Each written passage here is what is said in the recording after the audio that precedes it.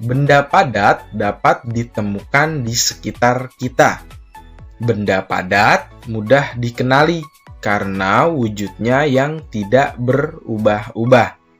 Contohnya adalah pensil. Pensil merupakan benda padat. Jika pensil diletakkan di dalam kotak pensil, maka bentuknya tidak akan berubah. Demikian pula jika pensil dipindahkan ke dalam gelas, bentuk pensil tidak akan berubah. Nah, seperti pada gambar di bawah ini ya. Jadi apabila pensil dipindahkan atau ditempatkan pada tempat pensil, ya tetap bentuknya seperti pensil. Dan juga pensil ditempatkan di dalam gelas ya. Jadi tetap bentuknya itu seperti pensil. Nah, dengan demikian pensil merupakan benda padat ya, karena bentuknya tidak berubah meskipun diletakkan di tempat yang berbeda-beda. Nah, ayo mari anak-anak kita mencari tahu sifat benda padat tersebut. Sifat benda padat. Benda padat terdapat di sekitar kita, misalnya pensil, buku, penggaris, dan penghapus. Kita dapat mengetahui ciri-ciri benda padat dengan melakukan percobaan berikut ini.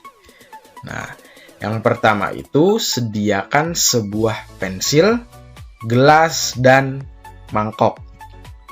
Nah, yang kedua, letakkan pensil ke dalam gelas. Nih, seperti gambar ya. Letakkan pensil ke dalam gelas. Selanjutnya, amatilah apakah bentuk pensil berubah. Ya, tentu tidak ya. Bentuk pensil tetap seperti pensil. Dan gelasnya pun tetap seperti gelas. Lanjut. Nah, selanjutnya, pindahkan pensil itu ke dalam mangkok. Nah, seperti ini. Pensilnya dipindahkan ke mangkok. Amatilah apakah bentuk pensil berubah. Ya, tentu tidak. Pensil tetap pensil ya. Bentuknya tidak berubah, panjang pendeknya tetap sama juga.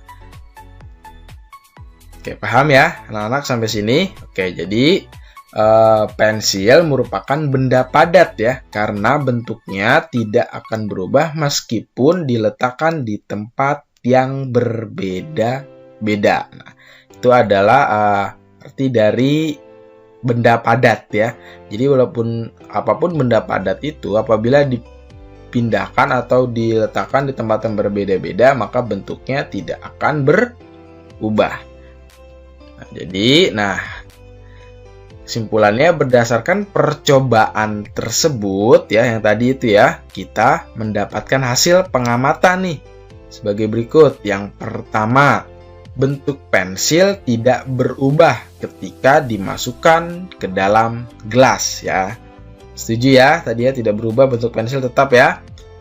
Yang kedua, bentuk pensil tidak berubah ketika dimasukkan ke dalam mangkok. Ya, sama seperti tadi yang digambar ya. Dan yang ketiga, pensil termasuk benda padat. Bentuknya tidak berubah meskipun dipindahkan ke tempat lain. Nah, ini gambarnya ya. Pensil tidak akan berubah meskipun dipindahkan ke gelas maupun ke mangkok. Paham ya anak-anak sampai sini? Oke, lanjut. Nah, ayo ingat kembali bahwa jarak merupakan ukuran panjang lintasan yang ditempuh. Ya. Jika kita melakukan pengukuran jarak, artinya kita melakukan pengukuran panjang lintasan.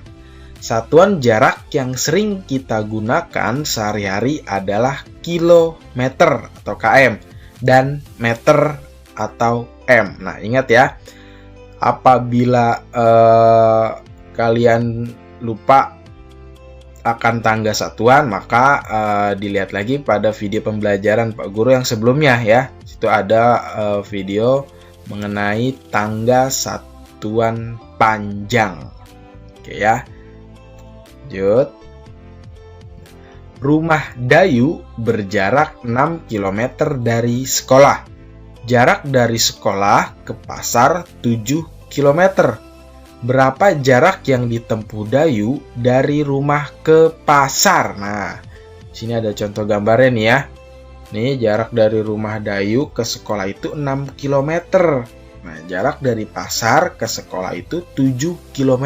Nah, yang ditanyakan adalah berapa jarak yang ditempuh Dayu dari rumah ke pasar? Berarti dari rumah ke pasar. Bagaimana cara penyelesaiannya? Seperti ini. Nah ya, jadi ini dijumlah 6 km dijumlah 7 km.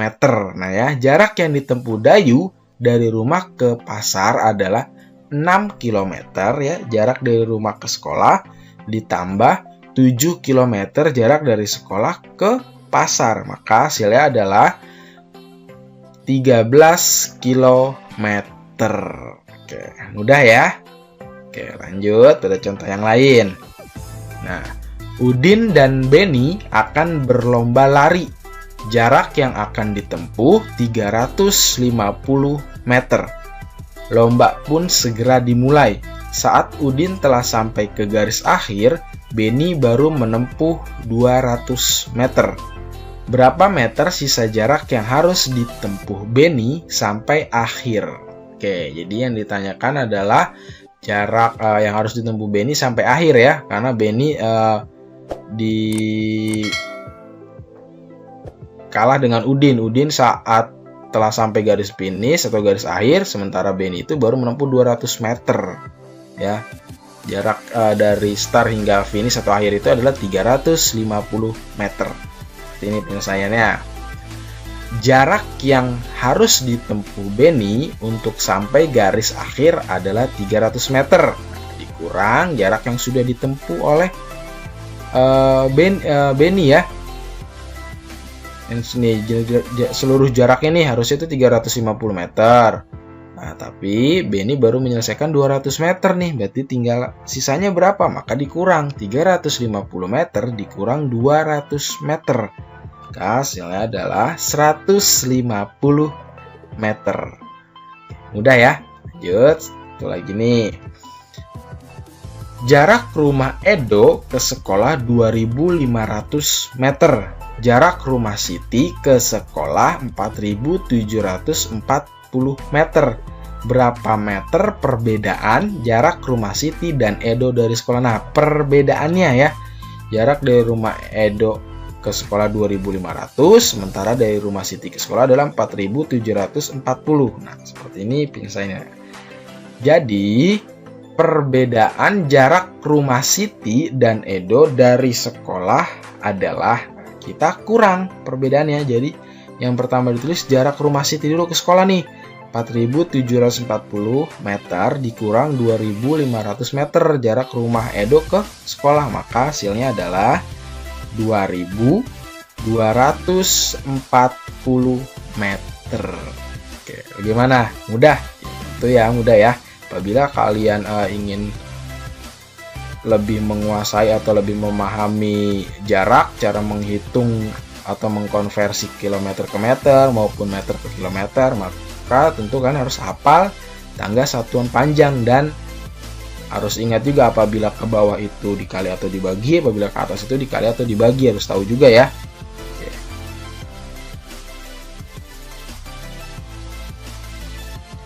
Nah, apakah suara musik termasuk benda? Tentu saja tidak. Mengapa? Karena musik tidak mempunyai massa ataupun menempati ruang atau volume. Nah, mari kita menyanyikan lagu Barisan Musik. Nah, ini adalah lirik dari lagu Barisan Musik ya, ciptaan Ate Mahmud. Nah, kalian bisa sambil menyanyikan atau menghafalnya ya, tentu dengan diiringi musik. Nah, nanti kalian setelah bernyanyi, diiringi musik juga, maka kalian melakukan ini. Gerakan kakimu dengan dua jenis gerakan ya. Gerakan yang lemah lembut dan gerakan yang kuat. Lakukan dengan iringan lagi di samping. Lagu di samping maksudnya ya. Maaf salah pengetikan ya. Lanjut, lakukan gerakan kaki yang telah diajarkan sebelumnya. Nah, pada pembelajaran sebelumnya kalian sudah belajar gerakan kaki nih, ya. Jadi sekarang melakukan gerakan yang lemah lembut dan gerakan kuat. Nah, mari kita menyanyikan lagu barisan musik. Dengar suara musik mengawali pawai, seruling mengalun dan genderang bertalu. Pemainnya lincah, seragamnya elok, sambil berbaris memainkan lagu. Suasana pun riang, siapapun senang, sorak-sorai para penonton terkesan. Boom cas, boom cas, boom boom boom. Boom cas cas, boom cas cas, boom boom boom boom. Trek tek tek, boom boom. Trek tek tek, boom boom. Trek boom, trek boom, cas boom boom boom.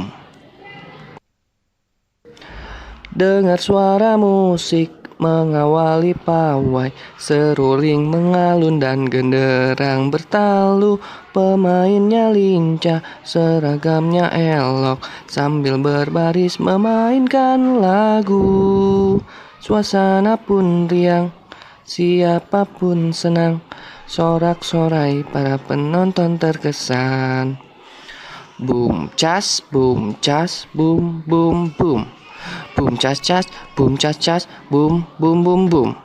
Trek tek tek, boom boom. Trek tek tek, boom boom. Trek boom, trek boom, cas boom boom boom. Nah, bagaimana? Menarik ya? Tentu kalian bisa sambil bernyanyi itu melakukan gerakan lemah, lembut, dan gerakan kuat. Apalagi diiringi dengan musik yang menarik ya, karena lagu barisan musik itu ada musiknya juga yang tentunya bisa membuat kalian itu melakukan gerakan lemah, lembut, dan gerakan kuat. Oke. Nah, oke, jadi cukup sekian pembelajaran kita hari ini. Semoga bermanfaat ya. Mohon maaf apabila Pak Guru ada salah-salah kata maupun pengucapan dan penulisan. Kurang lebihnya mohon maaf. Terima kasih. Wassalamualaikum warahmatullahi wabarakatuh. Sampai jumpa pada pembelajaran selanjutnya.